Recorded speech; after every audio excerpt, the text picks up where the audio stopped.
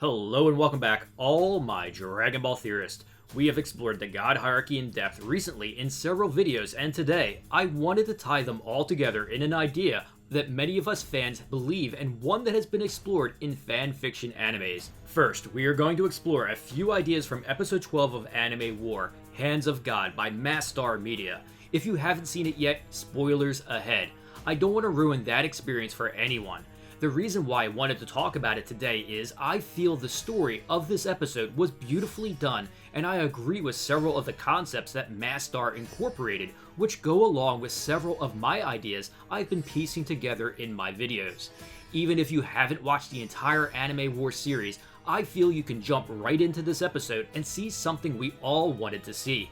Zeno's guards fight, which hasn't really been explored by other animators, but more importantly, the concept behind them. It was a brilliantly animated episode with stunning abilities and fight scenes, so my hat's off to the entire team that worked on the project. Now though, we will go into where I agree and disagree on some facets as I explore the god hierarchy from my own angle for everyone. So let's get started. Anime War Hands of God kicks off with a recap to Whis making a sacrifice to save Beerus from an attack that would have killed him. Whis knew that by making this sacrifice, by having an angel die, gods will intervene in the actions of other gods. Then it would summon Zeno to step in and save everyone, which is an idea and concept I agree with and covered in my video when the Grand Priest decides to fight. One question we must ask ourselves is, how did Zamasu run rampant in Trunks' future timeline? How was he able to successfully kill all the gods? Zamasu basically used his ability to go to every Supreme Kai's homeworld, assassinating them, which then killed their god of destruction through the lifelink, as we know, and many people get really confused over this next fact, so I will try to explain it in full detail. When a god of destruction dies, their servant, or angel if you will, vanishes and returns to the great beyond. This was explained in manga chapter 21 when Goku asked Whis what the future you would be up to. It's not like you died with Beerus, right? This is where Whis explains how the god hierarchy works. When the deity of an angel serves dies, his function is suspended until a new god appears. Goku says, guess we really have no allies in the future. This is important in many facets because when Zeno goes to erase the entire multiverse, this is confirmed the entire timeline was destroyed. To kill Universal Zamasu, all the gods and angels are already gone. Zeno didn't erase them. Yes, I know at the tournament the angels didn't disappear, but they are absolved from being erased and were allowed to continue to watch the outcome of the Universal Tournament conflict. It's just a special situation that the gods set up, and because of this, their presence was allowed to continue. Make no mistake, if Beerus dies, then Whis will disappear, just like it transpired in the future Trunks arc. Except the real question is, why didn't the Grand Priest get involved and stop Zamasu then? Why did he allow him to gather the Super Dragon Balls and assassinate all the gods? Why didn't he alert Zeno that Zamasu has gone down a dark path to eliminate all the mortals? Simple answer is, that isn't his job.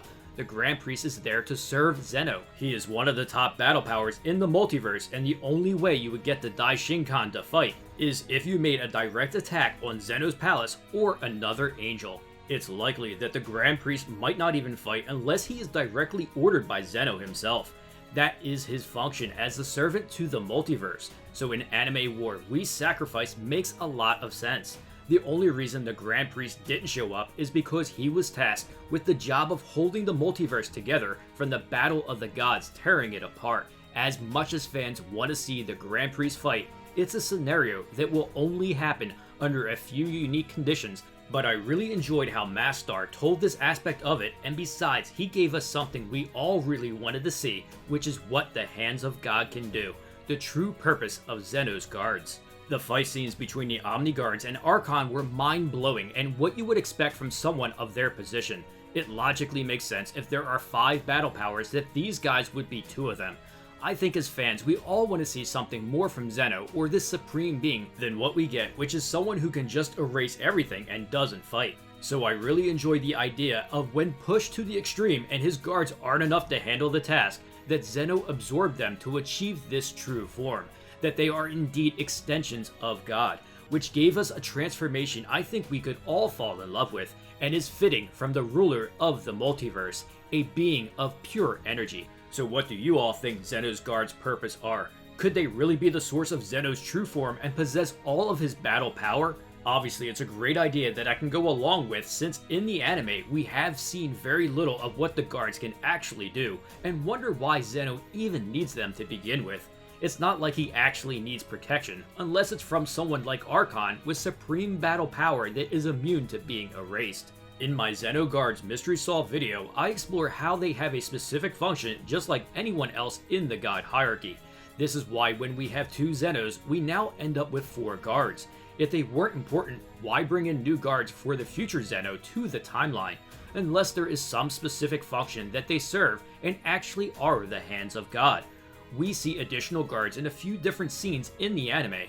Whether or not you believe that they are the battle power of Zeno, I believe just like a god of destruction has a purpose and is immortal, having destruction energy bestowed to them, these beings come from a divine place and have this omni energy granted to them and act as a vital defense line to Zeno, which fits nicely into the story and why additional guards appeared in the anime. They literally are the hands of God. Now, as for something we all speculate on, is there a true one above all?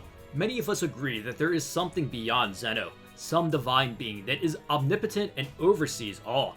First, I will say I absolutely love the design choice of Zeno's final form of being a pure energy. However, I disagree with MaSTAR here and anyone that believes that Zeno is the creator of everything. Just like everyone else in the god hierarchy, I believe Zeno fills a position that is bestowed to him. There isn't much reason to believe that Zeno created anything or the multiverse. I mean, if he is the creator of everything, then why not just create a new timeline after he destroyed Zamasu? Also, having 2 Zenos doesn't sit well with us, meaning that for an all-powerful god, he should be above time and omnipresent. He also isn't omniscient either and relies on the Grand Priest to observe the multiverse. Here is where I like to talk about the 2 most impressive beings in all of Dragon Ball. Ones that don't get nearly enough credit, and perhaps that is because not much is known about them, but their feats of strength to me are just as impressive, if not more in some regards, than Zeno himself. Zalama, the creator of the omnipotent Dragon Balls, and Zuno The Omniscient One. As we know, one of the first things ever created on the King's calendar by Zalama are the Super Dragon Balls. They can grant any wish and even reverse the incredible erasing ability of Zeno. If Zalama can create something that can grant any wish at the beginning of time, are these the only things he created? Or is he the creation god responsible for all life starting in the multiverse? One idea that has been brought up in the comments of my Zuno The Omniscient One video and goes along with Zeno having an extension of himself is that perhaps the reason Zeno is childlike is because his omniscience was granted to Zuno. The difference between Zeno and Zuno is 1 letter, and the best meaning of Zuno's name I have heard is Sword of God. So is it possible that Zuno and Zeno actually share a divine relationship with each other? The fact that Zuno knows everything that has ever happened in the multiverse is an impressive feat to say the least. If something happens in any universe, regardless of how small it is, Zuno knows about it. The one weakness though is obviously lack of power to defend himself. That could have been bestowed to Zeno. So if Zeno is power and Zuno is knowledge, then we only have one being left to make up this holy trinity of the gods, Zalama, the creator of all. I don't want to get into what came first, the chicken or the egg discussion, but in time immemorial, when the god hierarchy was being set up, Zalama, the omnipotent creator, could be responsible for creating the multiverse, the angels, and even Zeno and Zuno. They are part of Zalama and all possess facets of his omnipotent power. He is the true source of everything, and his creation energy brought forth these divine beings of immense power to govern the multiverse he created. Zeno, who signifies destruction power and can erase everything. Zuno, who signifies intelligence and knows everything. Then as a final gift to the multiverse, he funneled his creation power to give birth to the Super Dragon Balls that can grant any wish. Maybe as a failsafe to the system in case we need to reverse Zeno's erasing or anything like that. Perhaps there isn't an actual one above all anymore, and they were all divided into the respective godly beings that serve a purpose in the multiverse. Maybe if all 3 of these powers united again, it would give us something like we saw in the last anime war.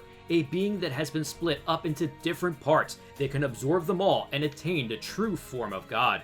A trinity of power that makes up the one above all, in the Dragon Ball universe. Well, this is my concept of these divine beings and hand of God if you will. I hope everyone has a great week, and if you're looking for a deeper discussions on these characters I mentioned in this video like Zuno and Zalama or the God Hierarchy, you can find that in my Deep Information and Stories playlist. As always, I love to hear your thoughts and theories in the comments below. I would like to give a special thanks to MaSTAR for creating something for us fans to appreciate. If you enjoyed this video, don't forget to share it and smash that like button. Also, please subscribe to support the channel and turn on that notification bell to keep those theories coming.